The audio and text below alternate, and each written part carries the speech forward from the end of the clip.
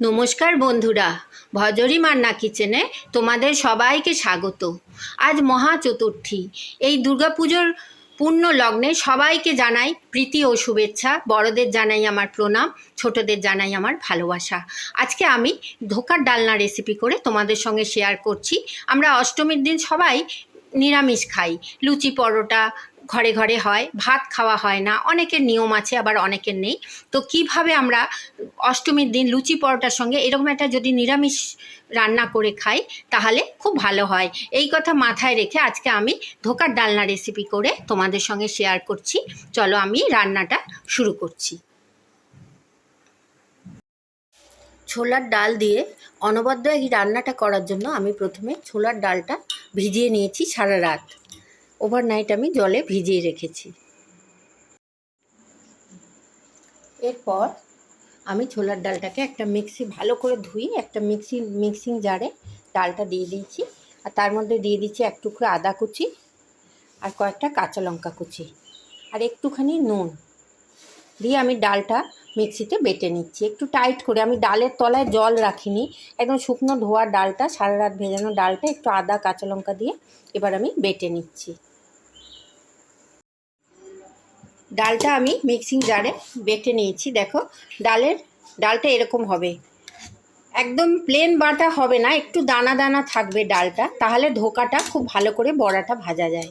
এটা ছোলার ডালের ধোকা তৈরি করার জন্য আমি ডালটাকে একটু মিক্সিং জারে অর্ধেক বাটা করে নিলাম। আমি প্রথমে গ্যাসের উপরে একটা কড়াই নিয়ে নিলাম, তাতে একটুখানি সরষের তেল দিয়ে দিলাম। বেশি দেওয়ার দরকার নেই, অল্প একটু সরষের তেল দিলাম। গ্যাসের ফ্লেমটা লো টু মিডিয়াম রেখেছি। তেলটা যখন খুব ভালো করে একটু গরম হয়ে যাবে তার মধ্যে আমি একটুখানি গোটা জিরে দিয়ে দিলাম, একটুখানি কালো জিরে দিয়ে দিলাম, অল্প একটুখানি হলুদ দিয়ে দিলাম। নুন দিচ্ছি না, নুন আমি যখন ডালটা বেটেছিলাম তখনই নুনটা দিয়েছিলাম। এগুলো যখন একটু গরম হয়ে গেছে এই পর্যায়ে আমি বেটে রাখা ডালটা এর মধ্যে দিয়ে দিলাম।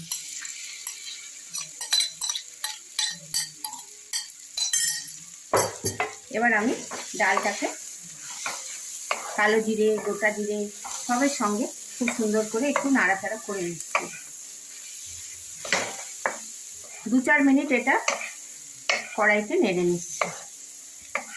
ডালের মধ্যে দেখো গোটা গোটা দানাও আছে আবার বাটাও হয়েছে, এরকমই রাখতে হবে।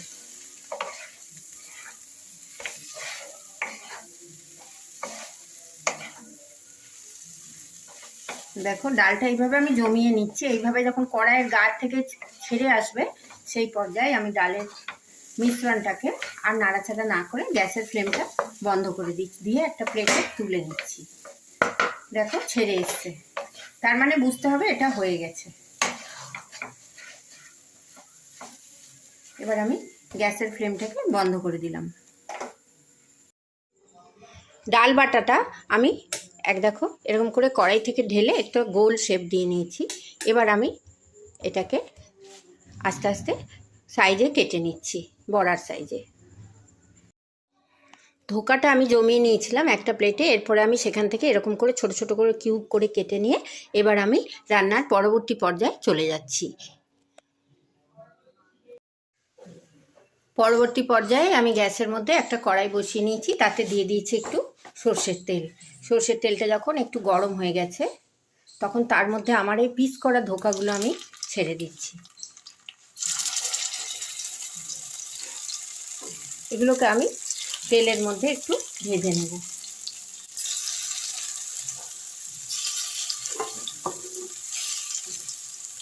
একটুখানি লাল লাল করে এই বড়াগুলোকে আমি তেলের মধ্যে ভেজে নিচ্ছি। এবার দেখো ধোকাগুলোকে আমি লাল লাল করে ভাজার পর ভেজে নিচ্ছি। এবার আমি ওগুলোকে উল্টে দিচ্ছি, এরকম লাল লাল করে একটু ভেজে নিচ্ছি। তোমরা পুজোর সময় অষ্টমীর দিন তো সবাই নিরামিষ খাই, আমি নিরামিষভাবেই ধোকার ডালনাটা করছি। তোমরা এইভাবে ধোকার ডালনা লুচি দিয়ে খেয়ে দেখো, খুব ভালো লাগে খেতে।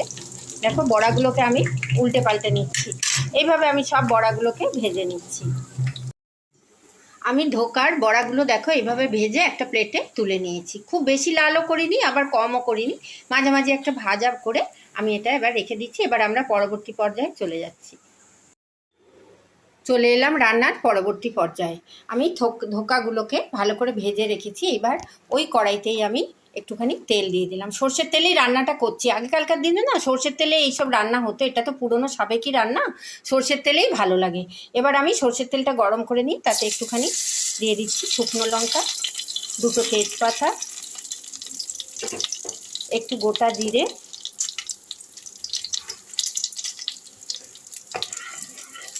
নেড়ে নিচ্ছি।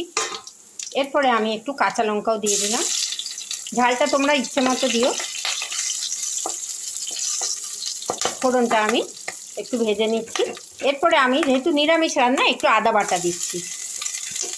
আদার সঙ্গে তোমরা কাঁচা লঙ্কাটা বেটে দিতে পারো, আমি দিলাম না, আমার বাড়িতে বয়স্ক মানুষ আছে, যদি ঝালটা বেশি হয়ে যায় খেতে পারবে না, তাই কাঁচা লঙ্কাটা আমি বাটিনি, আদাটা বেটেছি। দেখো এইভাবে আমি ফোড়নটা আগে ভেজে নিচ্ছি। আদাটা আমার, জিরে, তেজপাতা, শুকনো লঙ্কা, কাঁচা লঙ্কা, আদাটা আমি 2 মিনিট ভেজে নিলাম। এবার আমি এই তেলের মধ্যে একটুখানি জিরের গুঁড়ো দিয়ে দিচ্ছি, একটুখানি দিয়ে দিচ্ছি ধনের গুঁড়ো, আর দিয়ে দিচ্ছি একটু কাশ্মীরি লঙ্কার গুঁড়ো। ঝালটা আবার বলছি তোমরা ইচ্ছে মতো স্বাদ মতো দিও, আমি একটু অল্পই ঝাল দিই। কাশ্মীরি লঙ্কার গুঁড়োটা দেখতে রঙটা খুব সুন্দর হয়, কিন্তু রান্নাটায় অতটা ঝাল হয় না। রান্নার তো ওটাই ব্যাপার যে আগে দেখতে ভালো হবে, আগে দর্শনদারি বাদ মে গুণ বিচারি। তো দেখতে ভালো হলেই খাবারটা যেন আরও সুন্দর আর উপাদেয় লাগে। দেখো আমি সব মশলাগুলোকে দিয়ে আমি আরেকবার নেড়ে চেড়ে নিলাম।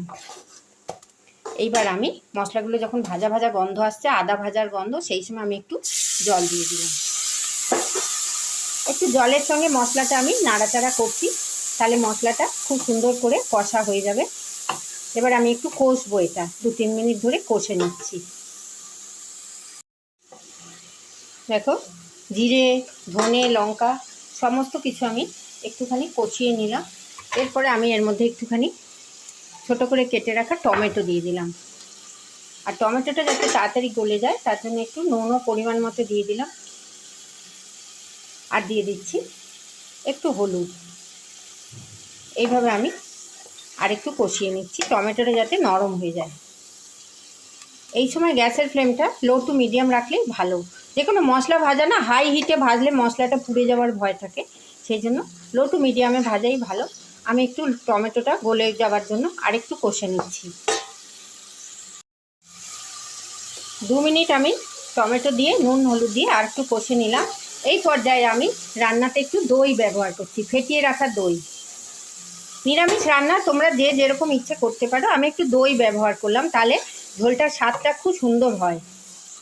একটু দই দিয়ে দিলাম, ফ্যাটানো দই, আর একটু চিনি দিয়ে দিলাম। একটু টক মিষ্টি হলে নিরামিষ রান্নাগুলো খেতে ভালো লাগে।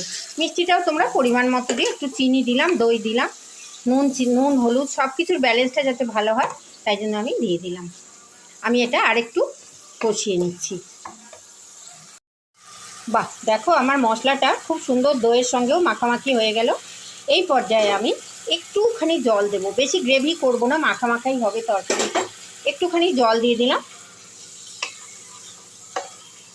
যাতে মশলাটা, দই, আদা বাটা সব একসঙ্গে মিলেমিশে যায়, সেই জন্য একটুখানি জল দিয়ে ফুটিয়ে নিচ্ছি। ব্যাস, দেখো কি সুন্দর রং হয়েছে, গন্ধটাও খুব সুন্দর বেরোচ্ছে, আদা বাটা, জিরে, ধনে, তেজপাতা। আচ্ছা, এই পর্যায়ে আমি দেখো সবটা হয়ে গেছে। এবার আমি এই যে ভেজে রাখা ধোকারগুলো এর মধ্যে দিয়ে দিলাম, যাতে রস ঢুকে যায় এর মধ্যে। এইভাবে ছোলার ডাল দিয়ে তোমরা করে দেখো, অনবদ্য স্বাদ হয়। সামনেই পুজো এসে গেল আমাদের, আজকে মহাতৃতীয়া, মহা চতুর্থী আজ। এইভাবে নিরামিষ রান্না অনেকে নবরাত্রি করো, বা অষ্টমীর দিন অনেক বাড়িতেই লুচি খাওয়া হয়, ভাত খাওয়া হয় না, লুচি পরোটার সঙ্গে কি তরকারি, এইভাবে নিরামিষ করে ধোকা রান্না করো। দেখো আমি মাখামাখি করে নিলাম, বেশি করব না, তাহলে ভাজা আছে বড়াগুলো, একটুখানি মাখামাখি করে নিলাম। আর একটু ঘি দেব, এই ঘি আর গরম মশলা নিরামিষ রান্নায় এই দুটো আমরা যেন দিই। আর দিয়ে দিলাম একটুখানি ওপর থেকে গরম মশলার গুঁড়ো। ব্যাস, আমার রান্না একদম শেষ পর্যায়ে চলে এসছে, ঘিটা গলে যাচ্ছে। নুন, মিষ্টি, চিনি দিয়েছি, একটু নুন দিয়েছি, একটু দই দিয়েছি, খুব সুন্দর টেস্ট হয়। এইভাবে তোমরা বানিয়ে খেয়ে দেখো। এবার দেখো আমি তরকারিটাকে একটা প্লেটে ঢেলে নিচ্ছি। 5 মিনিট স্ট্যান্ডিং টাইমে কড়াইতে রেখে এটা আমি একটা প্লেটে ঢেলে নিচ্ছি। আমি ধোকার ডালনাটা দেখো কড়াই থেকে একটা প্লেটে ঢেলে নিয়েছি। খুব সুন্দর দেখতে হয়েছে, মাখো মাখো হয়েছে। এটা একটা সাবেকি রান্না। আগেকালকার দিনে মা ঠাকুমারা এই রান্নাগুলো খুব করতেন, এখন এই রান্নাগুলো প্রায় হারিয়েই যাচ্ছে। আমরা যদি মাঝে মাঝে এই রান্নাগুলো করি, আমাদের খেতেও ভালো লাগবে, মুখেরও একটু স্বাদ বদল হবে। যদি আমার রান্নাটা তোমাদের ভালো লাগে, অনেক লাইক, শেয়ার, কমেন্ট করো, সাবস্ক্রাইব করে বেল আইকন প্রেস করো, যাতে আমার সমস্ত রান্নার ভিডিও তোমরা সবার আগে দেখতে পাও। কোন বন্ধু কোথা থেকে দেখছো জানিও। আর এইভাবে একবার ধোকার ডালনা রেসিপি করে তোমরা খেও। দেখো বাজার থেকে যে ধোকার প্যাকেট পাওয়া যায়, সেগুলো না কিনে ঘরেই যদি এইভাবে আমরা একটুখানি ডাল দিয়ে করে নিই, সুন্দর একটা স্বাদ হয়। সবাই খুব ভালো থেকো, সুস্থ থেকো, সাবধানে থেকো, পুজো খুব ভালোভাবে কাটাও। সকলে ধন্যবাদ।